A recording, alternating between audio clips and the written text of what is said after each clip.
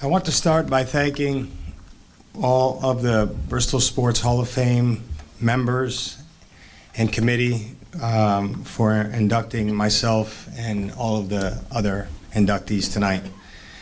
As we know, without God and Bunty Ray, none of this would be possible. Thanks, Bunty.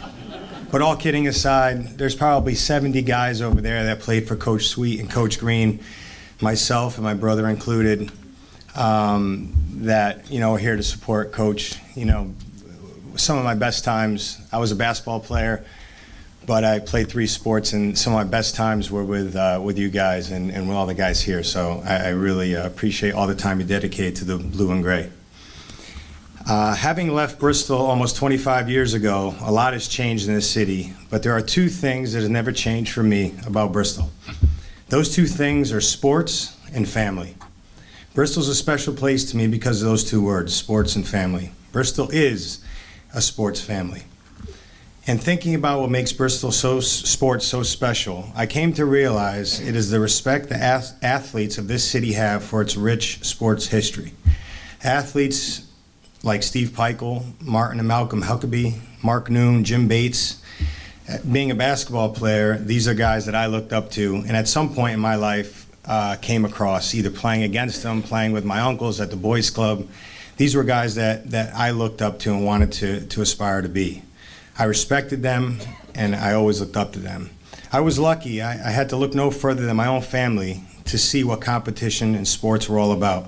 I had an older brother and sister, father, uncles, my father and my uncles, who were all college athletes and successful in their own right. They were all my role models. Whether I was spending the time at the Bristol Boys Club or playing at Rockwell, or playing for the Rockwell Park basketball team in the summer, or playing for the American Legion team, or a Friday night high school game under the lights at Muzzy against Central, Bristol and its people offered me all the opportunities to play sports a young kid could ever want. My father, Todd Ziogas, created opportunities for a group of young 10-year-old boys at the Boys Club. Kids like Ryan House, Brendan Floyd, Mike Farrell, Craig Yard, to name a few, were put in the Boys Club van and drove anywhere and everywhere to find competition and teams to challenge us.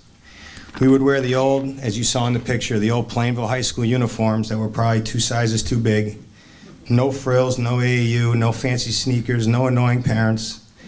Just kids being kids and lifelong memories playing ball. I feel old making that statement because times have changed, but it's true. Or as a young middle school athlete, going with my uncle Bob Freemuth and my dad to Cocoa Beach, Florida, for baseball training camp with Plainville High School. Or Joe DeFlippi, I mentioned tonight, opening up the gym for Ryan House, myself, and Brendan Floyd to play one-on-one in the middle of the night. Summer nights, we'd knock on his door, he'd come out, think we were crazy, but he'd open the gym for us. And I remember those things.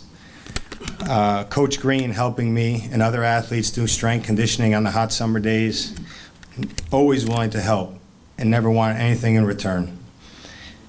This may be my last chance to thank a lot of people publicly, but I wanted to mention a bunch of coaches that have helped me along the way.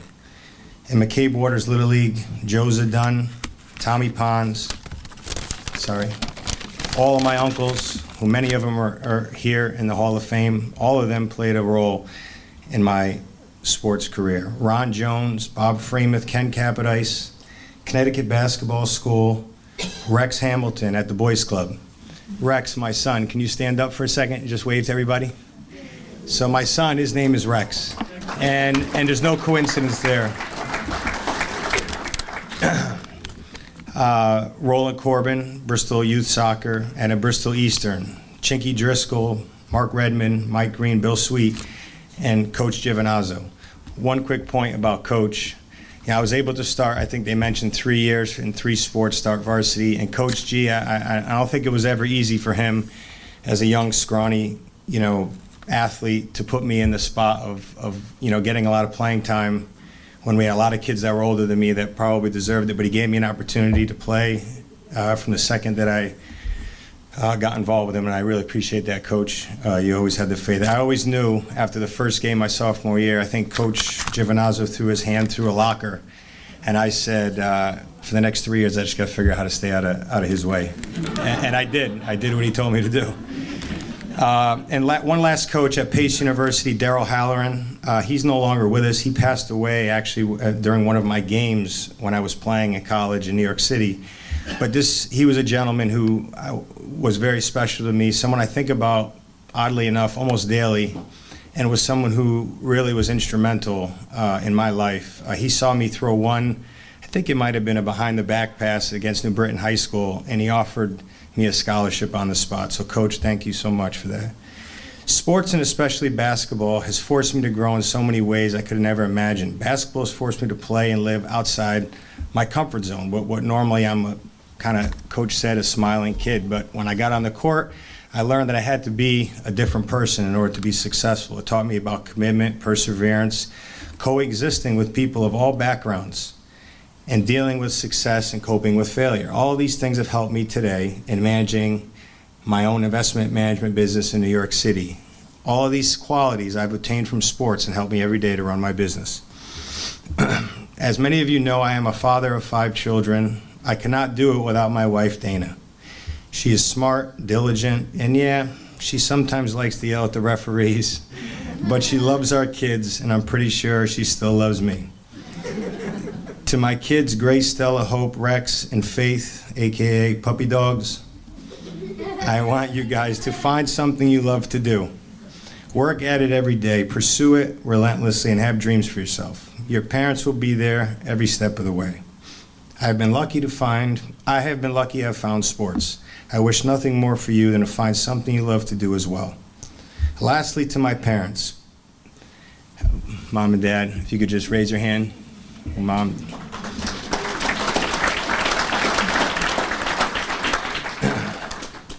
Now that I have 5 kids, I can better understand why you parented us in the way you did.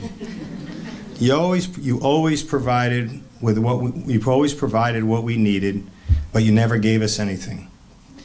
To see your children growing up, play at college athletics, have good jobs, have children of their own, must be extremely fulfilling. I can only hope my children follow in the footsteps of all the other Ziogas family members who use sports as a catalyst for their life.